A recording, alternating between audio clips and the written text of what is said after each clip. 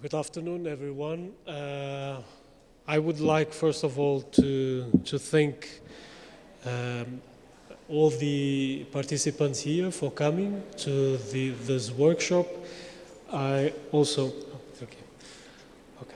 I also would like to thank the team, the UNIFI team, for organizing these days, because we will not have only this workshop. We have, as Marco Bindi already told, we will have a series of events, and so I would like to thank all the team for organizing this. I will start my talk giving you a little bit about some information.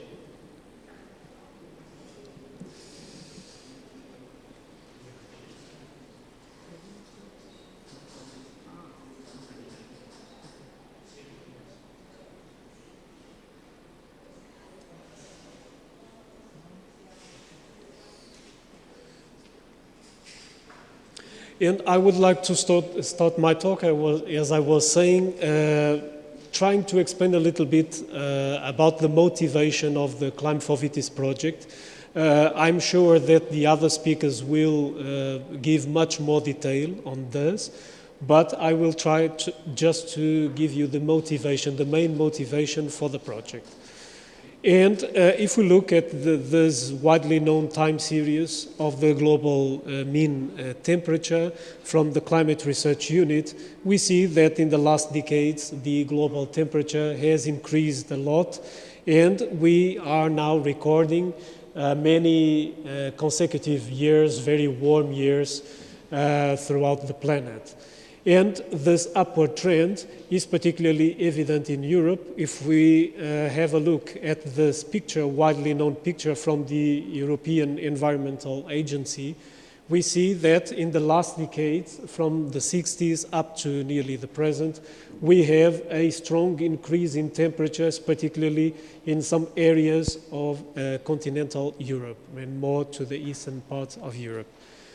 And if we look at the future scenarios, we will see, obviously, depending on the time frame and on the emission scenario, we will have a warming trend for the next decade. So we should expect that the warming trend will continue, and the increase in temperatures will amplify and will enhance.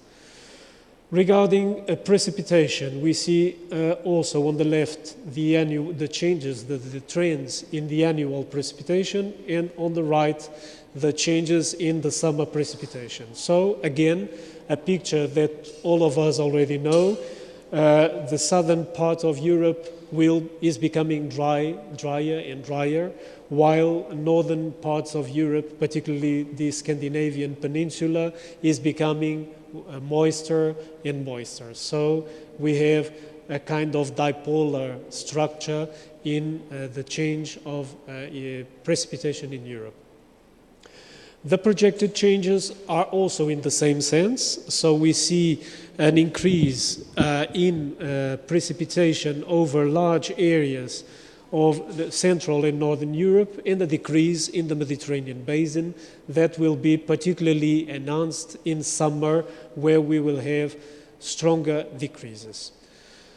The reasons underlying these changes are changes in the wind direction and the wind strength over the North Atlantic. We know that the westerlies, the winds blowing from the North Atlantic that commonly carry moist maritime air masses to Europe are moving to the north, and so in the south of Europe we are having less and less winds blowing from the North Atlantic, maritime winds, and so we will have a decrease in precipitation.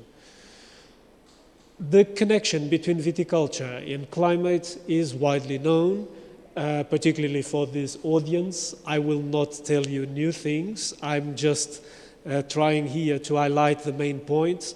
We know that heat accumulation is determinant for the physiological and phenological development of grapevines. And we also know that the thermal forcing will have important influences on the wine quality, sugar, alcohol, aroma, and balance. So we see that viticulture is a sector that is very sensitive to climate change. We will have an important climate change signal in Southern Europe, and viticulture will have to cope with those changes.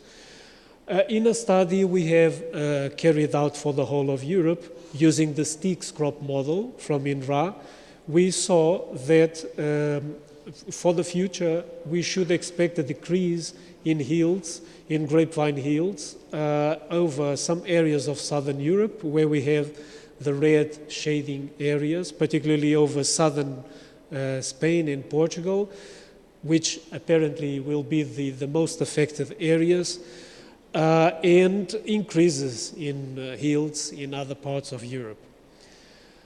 Another thing about this picture is that in higher latitudes of Europe, on the left, we have gray areas. Gray areas mean that the model gives us zero yield, which means that the climate is not suitable for viticulture. And on the right, if we compare both panels, we see that the panel on the right shows us many regions in Central Europe with already some suitability for viticulture. So new suitable regions may arise in the future over those latitudes. We have also found, in this case for Portugal, important changes in grapevine phenology. Here, for example, are changes in the dates of flowering or in the dates of veraison, and we see a decrease, a strong decrease, and an anticipation of the phenological events using 8 different phenological models. We have used 8 different phenological models because we know that different models produce different outcomes. So we can, to face climate change, we can adapt and we can apply risk reduction techniques that can vary from the short range or short term to medium term and long term. We have tested some of these measures using some modeling. I will not give details on this because we will have a talk. Elder Fraga will give a talk on some of these measures. And now I would like to show you some of the main highlights of the project, of the Clim4Vitis project. It is a twinning action, a €1 million budget project, and in the twinning actions we expect to have long-term international cooperation and networking, because this is mostly a networking project. It's not a research project itself, it's more for networking, for collaboration, capacity building, and knowledge transfer and dissemination to farmers, to stakeholders. We also aim at involving stakeholders in the project as much as possible. Sometimes it's not easy, as we know. And we also try within the project to develop a little bit further this aspect of grapevine modeling and simulation, as well as climate change adaptation and risk reduction strategies for European viticulture. We have these work packages, 6 work packages. In the first work package, it's the most scientific part of the project.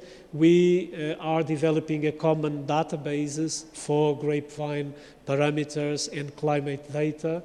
In the second work package is precisely what we are doing here today, is the capacity building actions.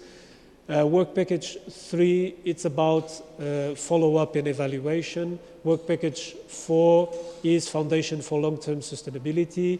5 is also what we are doing today, dissemination and outreach. And work package 3 is just the coordination and management of the project.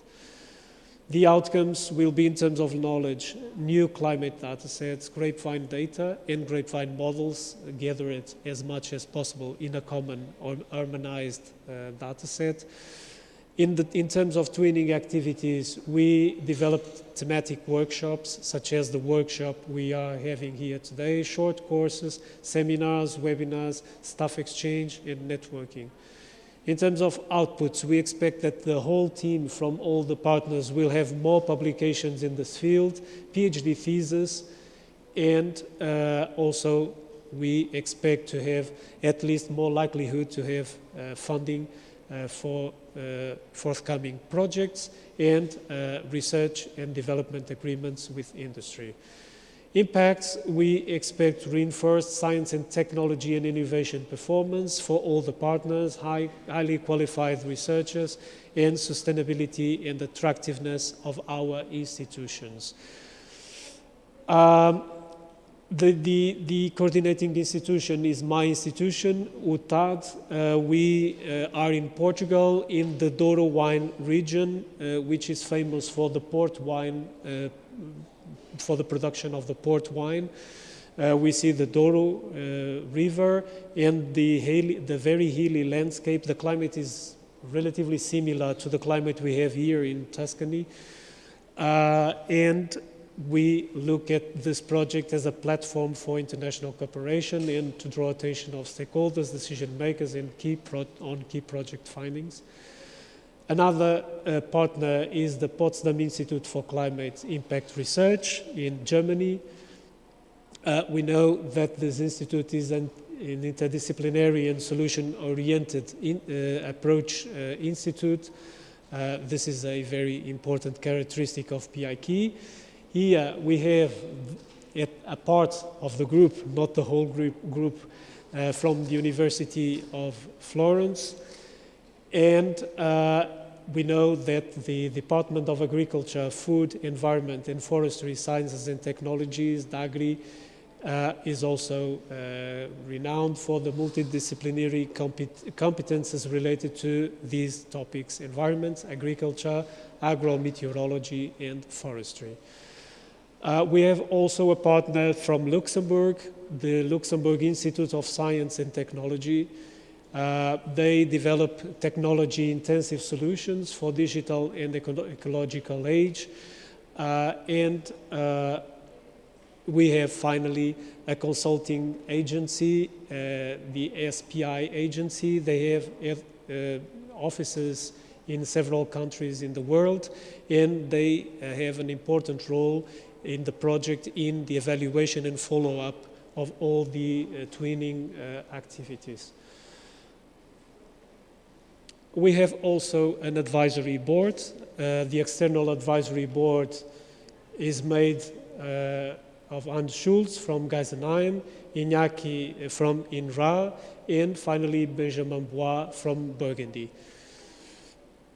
Our first event was had already taken place in Portugal in February this year, and now we are in Florence, in this very beautiful city, in the second workshop of the project.